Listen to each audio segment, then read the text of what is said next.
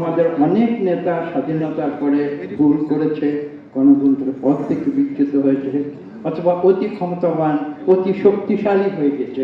তখন কিন্তু বাংলাদেশের জনগণ জীবন দিয়ে, বুকে রক্ত দিয়ে তাদের সেই ভুলকে সংশোধন করে দিয়েছে। এবং ঠিক একইভাবে 5ই আগস্ট আমাদের সঠিক পথে এই ছাত্র জনতা পরিচালিত করে আজকে আবার নতুন করে গণতন্ত্র। মনে রাখতে হবে, বাংলাদেশের মানুষ কিন্তু প্রতিবাদী মানুষ।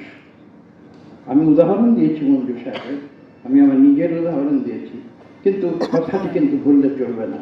বাংলাদেশের মানুষ অ্যান্টাই এস্টাবলিশমেন্ট। আমি আজকে রাজপথে দাঁড়িয়ে কথা বলছি, প্রতিবাদ করছি, আমার পেছনে সহস্র লোক আছে।